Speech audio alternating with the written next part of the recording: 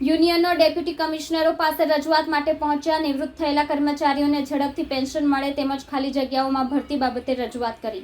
સુરત મહાનગરપાલિકાના કર્મચારીઓના પ્રશ્નોને લઈને સક્રિય એવા તમામ યુનિયન દ્વારા ડેપ્યુટી કમિશનરને કેટલાક મહત્વના મુદ્દાઓને લઈને મૌખિક અને લેખિત રજૂઆત કરવામાં આવી રહી હતી.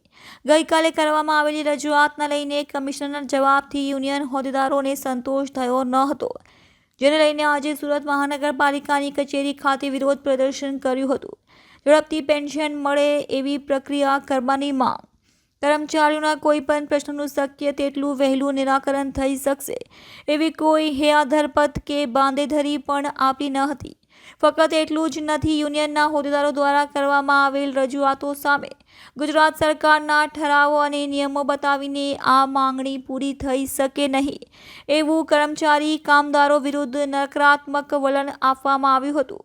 જે કર્મચારીઓને નિવૃત્ત થાય છે તેઓનું લાંબા સમય સુધી પેન્શન શરૂ કરવામાં આવ્યું નથી તે અંગે ઘણી બધી ચર્ચાઓ કરી હતી. ઘણા ખરા કર્મચારી 2 કરતાં વધુ પત્ની રાખે છે, જેના કારણે કાયદાકીય રીતે પેન્શન આપવામાં મુશ્કેલીઓ પડે છે. ત્યારબાદ સુરત મહાનગરપાલિકામાં શેડ્યુલ મુજબ મંજૂર થયેલી અને ખાલી પડેલી 8,000 કરતાં વધુ જગ્યાઓ માટે 2017માં જે સફાઈ કામદારો ભરતી કરવામાં આવી છે, યુનિયન દ્વારા નિર્ણય લેવામાં આવ્યો છે દરેક કર્મચારી ઓન રોલ કામ કરશે. તે તેમના નિશ્ચિત સમય કરતાં થોડા સમય માટે પણ વધારે કોર્પોરેશનમાં કામ કરશે નહીં અને રોજ સાંજે 1 કલાક સુધી, જ્યાં સુધી ડેપ્યુટી કમિશનર નિધિ સિવાય પાસેથી મહેકમ ખાતું લેવામાં આવે તે પ્રકારની માંગણી કરી હતી. સુરત મહાનગરપાલિકા કર્મચારી મહામંડળ દ્વારા આજ રોજ સુરત મહાનગરપાલિકાના મેયર શ્રી, અધ્યક્ષ શ્રી, સ્થાયી સમિતિ અને કમિશનર શ્રીને મળીને અમે તમામ કર્મચારીઓ વતી રજૂઆત કરી રહ્યા છે કે તારીખ 6 જૂનના રોજ જે મીટિંગ મળી હતી એમાં ડેપ્યુટી કમિશનર શ્રીમતી નિધિ સિવા છે એવા શબ્દો ઉચ્ચાર્યા હતા કે ગુજરાતી લોકો 1 કરતાં વધુ પત્નીઓ રાખે છે. આમ કરીને તેમણે ગુજરાતના લોકોનું અપમાન કર્યું છે.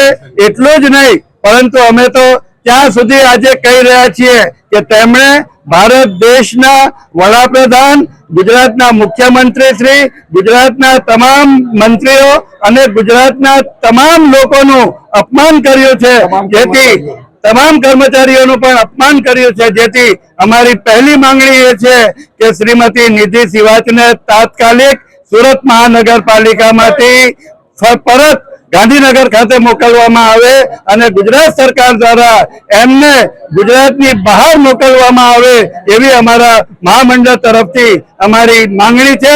અને જો આ માંગણીનું તાત્કાલિક નિરાકરણ ન થશે તો આવતીકાલથી દરરોજ સાંજે 5 થી 6 કલાક દરમિયાન અમે સુરત મહાનગરપાલિકાની કચેરીમાં સૂત્રોચ્ચારનો કાર્યક્રમ આપીશું અને તમામ અમારી માંગણીઓ તાકીદના ધોરણે પૂરી થાય એ માટેની પણ આજ રોજ અમે આ રજૂઆત કરી રહ્યા છીએ.